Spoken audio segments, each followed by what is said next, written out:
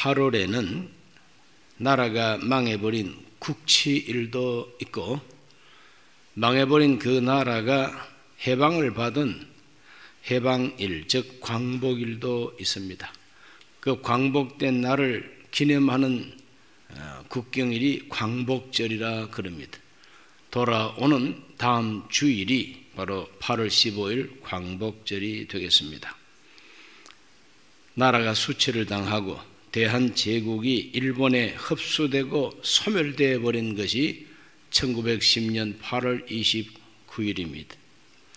2차 세계대전이 끝나면서 일본이 항복하고 그 일본의 통치에서 벗어나는 그 해방, 그것이 1945년 8월 15일이 됩니다. 지난 금요일 날 밤에 저는 다시는 수치를 당하지 말자 하는 제목으로 나라가 망해버린 망국의 그 수치에 대해서 말씀을 함께 나누었습니다. 왜 망했는가? 안 망하려면 앞으로 어떻게 해야 되는가?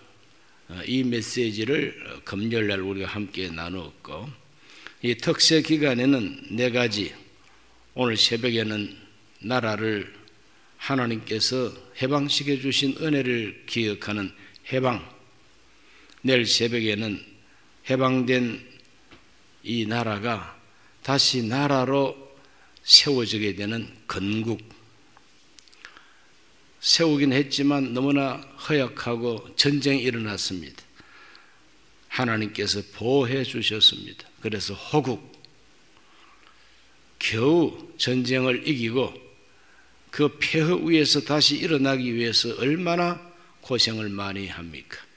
그러나 그 고생하면서도 보람있게 성공한 흥국, 나라를 다시 부흥시킨 흥국, 이 4가지 주제를 가지고 이번 특세를 하려고 합니다. 그래서 하나님, 이와 같은 역사를 통해서 하나님이 세워주신 이 대한민국을 앞으로도 하나님 지켜 주옵소서. 그래서 대한민국을 지켜 주옵소서 하는 기도 제목으로 특세가 시작이 됩니다. 대한제국이, 제국이라고 하는 것은 황제의 나라라고 하는 뜻입니다. 제국, 황제, 제자입니다. 그러므로 그동안에는 왕국이었습니다. 조선 왕국.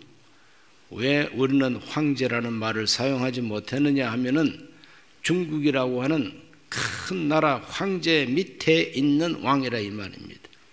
그러므로 왕은 왕이로되 중국 황제의 말을 들어야 하는 왕국으로서 조선이 있었습니다. 그런데 그 조선이 어떻게 황제 국가가 될 수가 있었느냐? 그것은 중국이 망했기 때문에 그렇습니다. 일본과 그리고 중국, 그때는 청나라죠. 일본과 청나라가 전쟁을 해가지고 일본이 이겼습니다. 이기면서 다시는 이 조선에 종주국 행사하지 마라. 그래서 중국이 우리 한국 정치나 외교를 간섭하는 것을 일체 못하게 됩니다. 이제 그것이 또 하나의 독립이죠. 그래서 독립문을 건축하게 된 거고, 그 독립문 건축을 하면서 황제의 나라가 되는 것입니다. 1897년 황제의 나라가 되는 거죠. 그러나 일본은 그 속에 있는 욕심을 채우기 위해서 러시아와 전쟁해서 이기고, 그래서 온 세계에서 대한제국을 보살펴 줄 수 있는 나라는 한 나라도 없었습니다. 러시아에 매달렸습니다. 민비나 고종왕이 그냥 러시아 황제를 붙들고 우리를 보호해달라고 그렇게 매달렸지만 바로 그 러시아를 일본이 꽤 부셔버렸습니다. 그러니 뭐 이제는 우리를 보호해 줄 나라가 세상 천지 없어져 버렸습니다.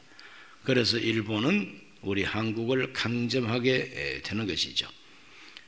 그래서 울분을 참지 못해가지고 나라가 망했으니까 어떤 분들은 이 망해버린 이 나라를 슬퍼하면서 울분을 참지 못하고 의병을 일으켜서 일본에 대항을 하고자 했지만은 역부족이죠. 뭐 어느 한 지역에서 마음속에 용기를 가지고 의병을 일으켜 본들 나라 전체가 일본에게 넘어가 버렸는데 무슨 힘을 쓸 수가 있겠습니까? 그래서 일본이 통치하는 이 대한이라고 하는 이 나라 안에서는 안 되겠다. 그래서 국경선을 넘어서 청나라 땅으로 피신을 하게 됩니다. 바로 그것이 동간도, 북간도, 서간도, 만주로 피신하게 됩니다. 만주로 더 멀리 연해주로 블라디보스토크 쪽으로 연해주로 올라갑니다. 이렇게 올라가 가지고 독립운동을 이제 하게 되는 것이죠. 그리고 그때부터 빼앗긴 나라를 다시 찾으려고 독립운동이 이제 시작이 됩니다. 나라가 망하고 빼앗긴 나라를 다시 회복시키고 다시 찾기 위해서 독립운동을 했는데 그 독립운동은 세 가지 흐름이 있었어요. 독립운동의 세 가지 흐름 꼭 우리가 기억해야 됩니다. 첫째는 무장투쟁론입니다. 무장투쟁론이라는 게 뭐냐? 무장을 하고 총을 들고 폭탄을 던지고 그리고 죽이고 전쟁을 통해서 나라를 다시 찾겠다고 하는 바로 그와 같은 생각이 무장투쟁론이죠.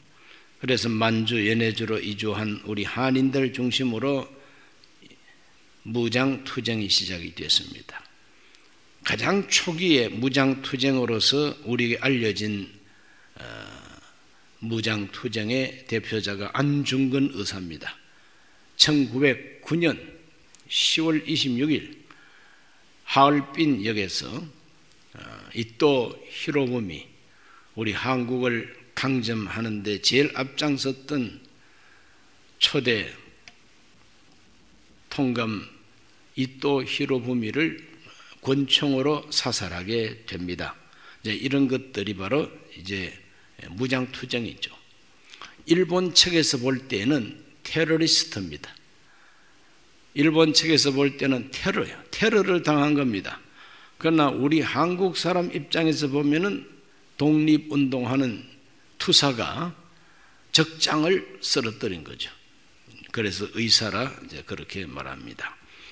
그것을 발화로 해서 무장투쟁이 시작이 돼가지고 크게 이긴 전쟁이 두 번 있습니다. 1920년 6월 7일 홍범도 장군을 통한 봉오동 전투, 그 다음에는 그보다도 더 큰 승리가 1920년 10월 21일부터 26일까지 있었던 청산리 대첩, 김좌진 장군을 중심으로 한 어떻게 그 일본군을 이길 수가 있었을까? 강력한 그 일본군을 어떻게 이길 수가 있었을까? 그 구체적으로야 우리가 자세히는 모르죠. 그러나 분명한 것은 이긴 겁니다. 그리고 작년에 100주년을 기념해서 1920년에 있었던 그 홍범도 장군의 봉오동 전투를 영화로 만들어 가지고 극장에다가 올렸지요. 그런데 그보다 더 훨씬 큰 승리를 거두었던 청산리 대첩은 왜 영화로 안 만들까요? 그것은 홍범도 장군이 결국은 공산주의와 결탁을 했고 김좌진 장군은 공산주의에게 속지 않고 오히려 공산주의자들에게 암살을 당했습니다. 그렇기 때문에 지금 우리나라를 잡고 있는 이 좌파 세력이 훨씬 더 큰 승리를 거둔 청산리 대첩에 대해서는 침묵하고 공산군과 이렇게 결탁을 했던 홍범도 장군이 승리했던 봉오동 전투는 영화로 만들어서 막 이렇게 선전하고 있는 것이죠. 그런 배경이 있다고 하는 것을 알아야 됩니다. 지금도 인터넷으로 검색을 하면은 홍범도 장군의 그 사진이 나오는데 이 홍범도 장군 사진을 보면은 이 가슴에다가 권총을 큰 걸 하나 이렇게 차고 있는 모습을 보여줍니다. 그런데 그 권총이 어떤 권총이냐 하면은 공산주의와 협력한 공로로 레닌이 준 선물입니다. 레닌이 준 공로 선물입니다. 훈장 줬어요. 그 레닌한테 받은 그 권총을 자랑 삼아 가슴에 차고 다녔던 것입니다. 그 홍범도 장군이 크게 실수한 것이 무엇이냐? 앞으로 대한 독립을 위한 무장투쟁은 러시아, 즉 소련의 도움이 없이는 안 되겠다. 그래서 소련 공산 적군의 말을 듣고 그들과 협력을 하게 되는 것입니다. 알고 봤더니 그 협력이 어떤 결과를 초래했느냐? 1921년 6월 28일 러시아에 있는 자유시라고 하는 중국과 러시아의 국경지대에 있는 자유시라고 하는 곳으로 독립군 전체를 다 몰고 올라갔습니다. 전체를 몰고 올라갈 때 김좌진 장군과 몇 사람은 빠졌습니다. 공산주의자들은 거짓말쟁이니까 속을 수 없다 하고 안 올라갔는데 홍범도 장군은 그냥 올라갔습니다. 우리 독립군이 다시 재정비하고 무장을 새롭게 하고 일본하고 싸우기 위해서는 저 러시아의 도움을 받아야 된다 하고 올라갔더니 무장 해제를 시키고 그 무장 해제를 당하지 않기를 원하는 우리 독립군들은 다 총으로 쏘아서 학살해버리고 말았습니다. 그래서 무장 독립투쟁이라고 하는 것은 1921년 6월 28일부로 끝나버렸습니다. 소멸돼 버렸습니다. 다 흩어져 버렸습니다. 다 총살당했습니다. 누구한테? 소련 공산군한테. 소련은 왜 그렇게 했느냐? 일본과 비밀협정을 맺었습니다. 일본과 비밀협정을 맺으면서 무엇을 약속해 줬느냐? 일본이 요구한 것이 저 독립군들의 힘을 약화시키고 활동을 중지시켜라. 그래서 그걸 약속 지키려고 우리 독립무장 부대들을 괴멸시켜버리고 만 겁니다. 그 다음 두 번째로는 실력 양성론이라고 하는 무장 투쟁 다음에 나옵니다. 실력 양성론이 뭐냐?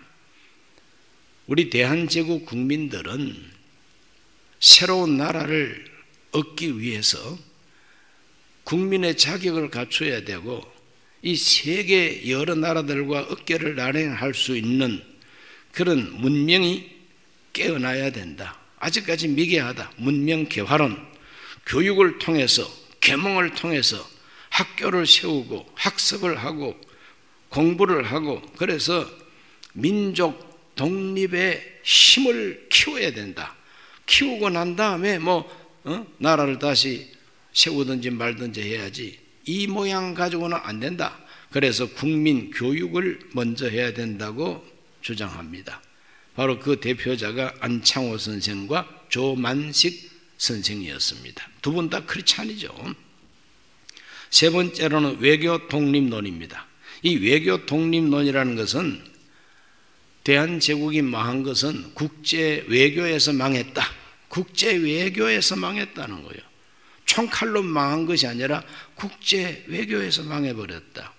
국제 정세가 어떻게 흘러가는지를 모르고 무식하게도 썩은 밧줄 러시아를 붙들고 매달리다가 뚝 떨어져 버린 것이 대한제국이 아니냐. 그러므로 이 국제 무대 안에서 다시 나라를 얻기 위해서는 외교를 통해 가지고 인정받아야 된다. 그래서 국제 외교전에서 승리하기 위해서 외교를 강조했던 대표자가 이승만 박사입니다. 그리고 백범 김구 선생입니다. 지금은 이승만 초대 대통령과 백범 김구 선생을 갈라놓고 있지만은 상해 임시정부 시절에는 철저하게 두 분은 러닝메이트였어요. 그래서 백범 김구 선생은 이승만 박사를 지지하고 함께 했습니다. 그리고 반공주의자로서 공산주의의 침투를 막아냈습니다. 상해 임시정부 안에 국무총리 자체가 벌써 공산주의자였거든요. 이와 같이 공산주의를 막아내고 상해 임시정부가 완전히 소멸될 것을 구사일생으로 다시 되살려서 주석으로서 끝까지 투쟁한 분이 백범 김구 선생님입니다. 그래서 이승만 박사는 미국을 중심으로 해서 국제 외교 무대에서 계속해서 우리 그때는 대한민국이라고 하는 이름으로 임시정부를 세우긴 했지만 국제적으로 인정을 받지 못했습니다. 인정받지 못해도 계속해서 외교를 펼쳤습니다. 그래서 결국은 외교 독립론이 해방의 열매를 거두게 됩니다. 무력으로 우리가 해방된 게 아니에요. 또 실력 양성해가지고 우리가 해방된 게 아닙니다. 외교를 통해서 우리가 해방된 겁니다. 이건 엄연한 역사적 사실이니까 우리가 알아야만 됩니다. 세계 열강, 세계 강대국들이 모여서 외교전을 펼치는 어떤 그런 회담이나 이 조약을 맺을 때에 최초로 대한이라는 말, 코리아라고 하는 말이 등장한 게 언제냐면은 1943년 11월 27일 발표된 카이로 선언입니다. 카이로 회담이라고 그러죠. 카이로 회담에서 카이로 선언이 나옵니다. 사진 1을 보시면은 저기에 세 사람이 앉아 있습니다. 오른쪽에 하얀 옷을 입고 있는 분이 처칠이요. 가운데 키 큰 분이 루즈벨트 미국 대통령. 왼쪽에 있는 군인처럼 생긴 저분이 장개석 총통입니다. 자, 이 세 거두가 이집트 카이로에서 모여서 회담을 했어요. 그 회담을 하면서 거기에 결론이 뭐냐?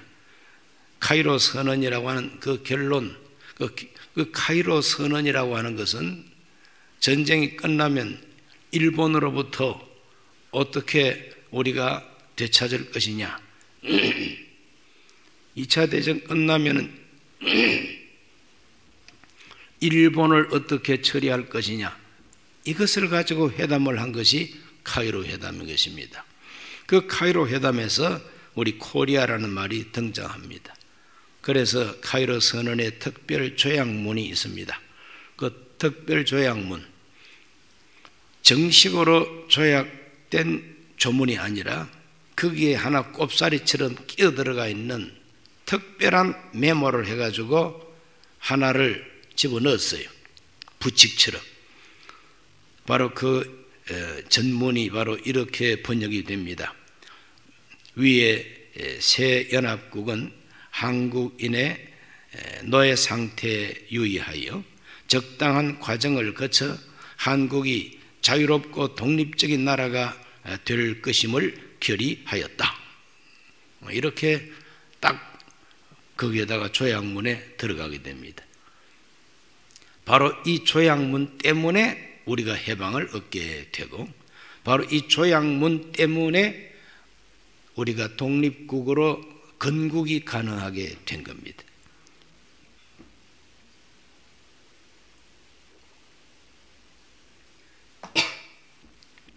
그래서 외교라고 하는 게 이렇게 중요한 것입니다.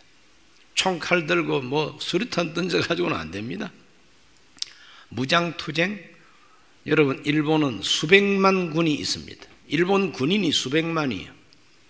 항공모함까지 갖고 있습니다. 폭격기, 전투기, 탱크, 그러한 무장을 가지고는 미국도 제대로 못 이겼습니다. 그런 강한 일본군을 우리 독립군 아무리 용기가 있고 의욕이 있다 할지라도 그 적은 무리에 우리 한국 독립군이 어떻게 이길 수가 있습니까? 도무지 불가능한 것이죠. 그런데 그렇게 총 한 방 안 쏘고도 외교를 잘해가지고 국제 무대에서 강대국들이 약속을 할 때에 한국을 독립시킨다 딱 한마디 들어가니까 이것 때문에 이 나라가 해방을 받게 되고 나라를 세울 수 있게 된 것이죠.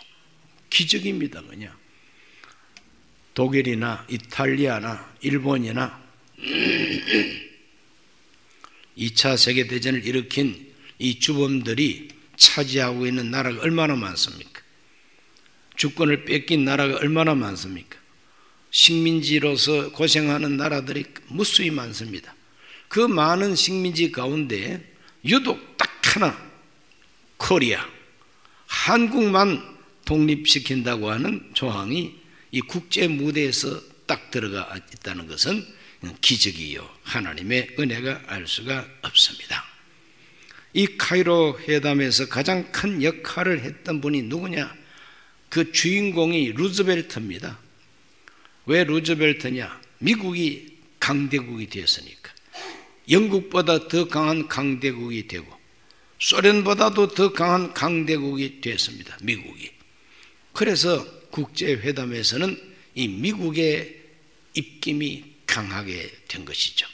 그런데 그 미국의 강한 입김을 영향을 미치고 코리아라고 하는 말이 들어가도록 역할을 한 주인공이 바로 이성만 박사였다 하는 것입니다.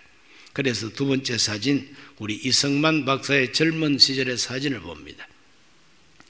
저 사진 설명을 해드리자면은 이성만 박사는 미국에서 조지 워싱턴 대학에서 학사, 하버드 대학에서 석사, 프린스턴 대학에서 박사학위까지 받은 정상적인 박사학위를 받은 아주 석학이요 뛰어난 천재였습니다.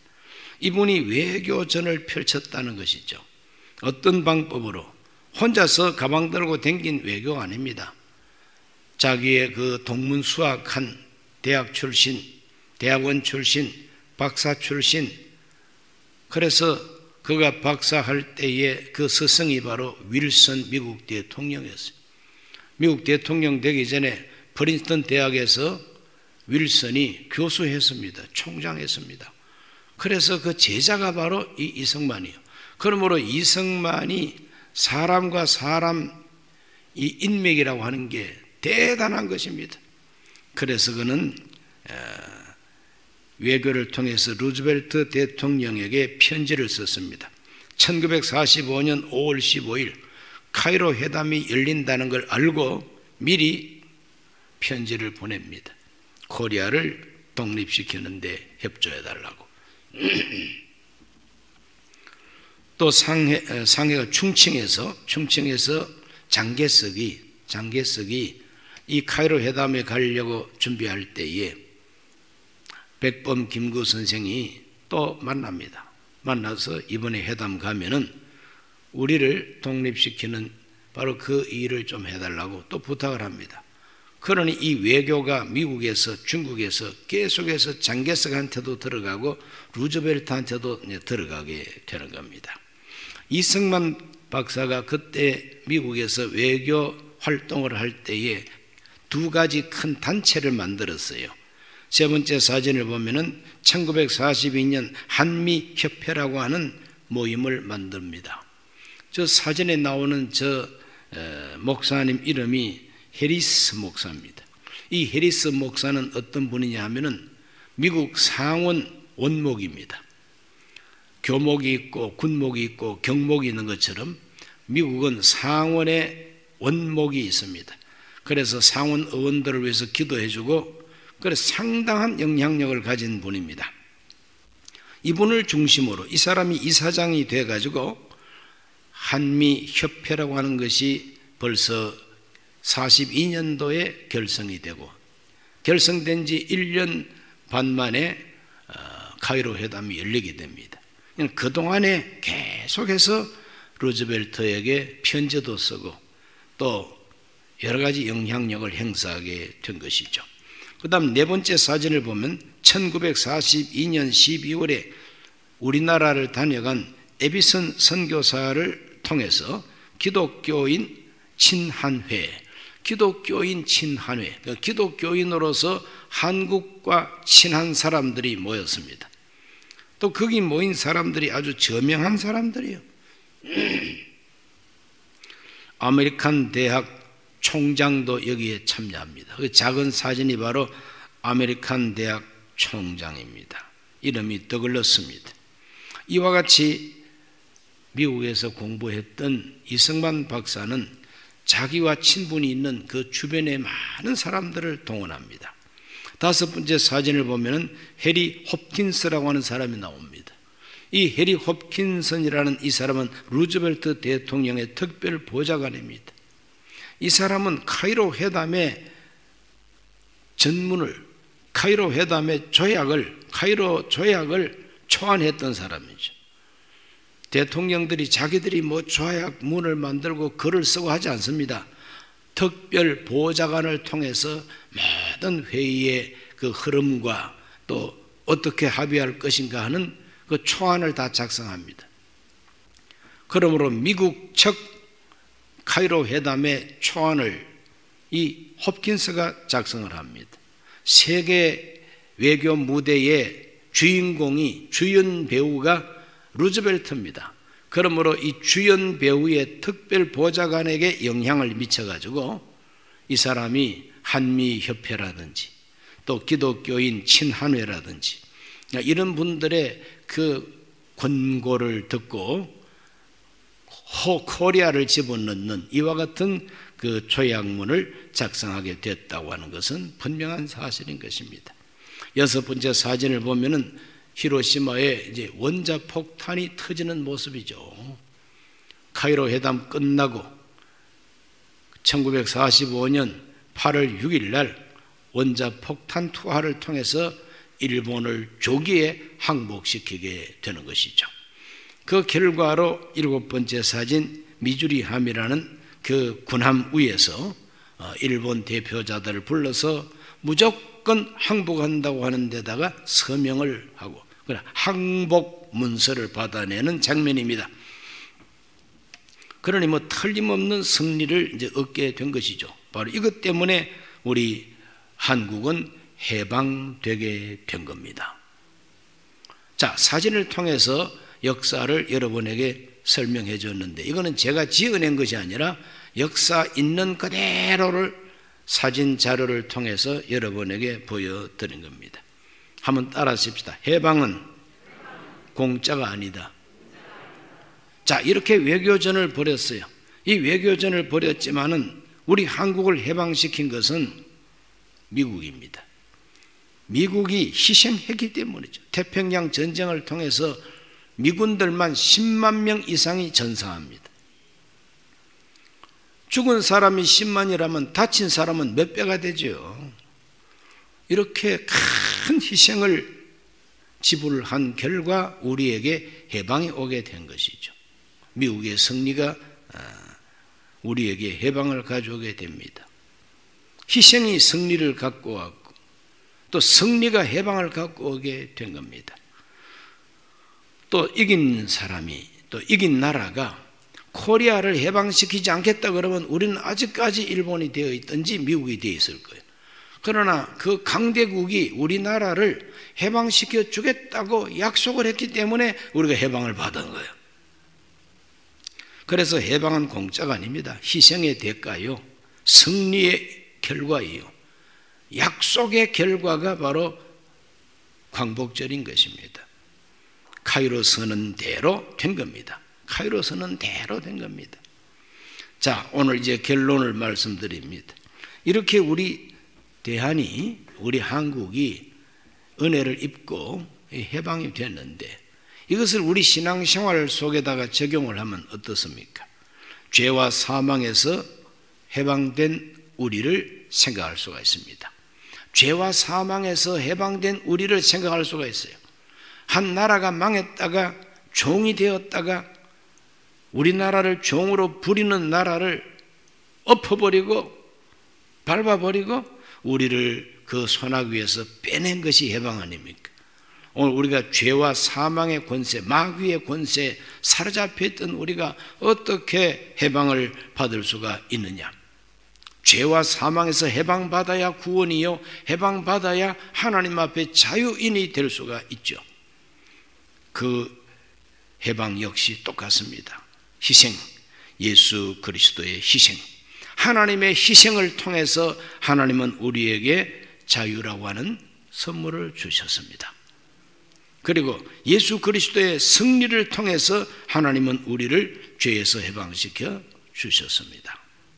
로마서 6장 17절과 18절에 하나님께 감사하리로다. 너희가 본래 죄의 종이더니 너희에게 전하여 준 바 교훈의 본을 마음으로 순종하여 죄로부터 해방되어 의의 종이 되었느니라. 우리가 죄에서 해방이 되어가지고 의의 종, 하나님의 종이 되었다는 겁니다. 무엇으로? 예수 그리스도의 부활을 통해서, 죽으심과 부활을 통해서 우리가 해방받은 사람입니다. 우리를 사로잡고 있는 세력이, 역사적으로는 우리 한국을 사로잡았던 세력이 일본입니다. 일본 세력을 밟아버린 세력이 미국이죠. 그러나 영적으로 우리의 존재를 사로잡고 있는 것은 죄입니다. 죄. 그런데 죄를 밟아버린 것은 하나님의 아들 예수 그리스도이신 것입니다. 로마서 7장 22절로 25절에 내 속사람으로는 하나님의 법을 즐거워하되 내 지체 속에서 한 다른 법이 내 마음의 법과 싸워 내 지체 속에 있는 죄의 법으로 나를 사로잡는 것을 보는도다. 오라 나는 곤고한 사람이로다. 이 사망의 몸에서 누가 나를 건져내랴 그랬어요. 이렇게 우리는 사로잡혀 있었습니다. 그러나 로마서 8장 1, 2절에 그러므로 이제 그리스도 예수 안에 있는 자에게는 결코 정죄함이 없나니 이는 그리스도 예수 안에 있는 생명의 성령의 법이 죄와 사망의 법에서 너를 해방하였음이라. 우리를 해방시켰대요. 무엇으로부터 해방이냐? 바로 죄로부터, 육신으로부터 우리를 해방시켜 준 거죠. 성령의 법이, 생명의 성령의 법이 죄와 사망의 법에서부터 해방시켜 주셨습니다. 그리고 우리가 이렇게 해방받은 것은 약속을 통했습니다.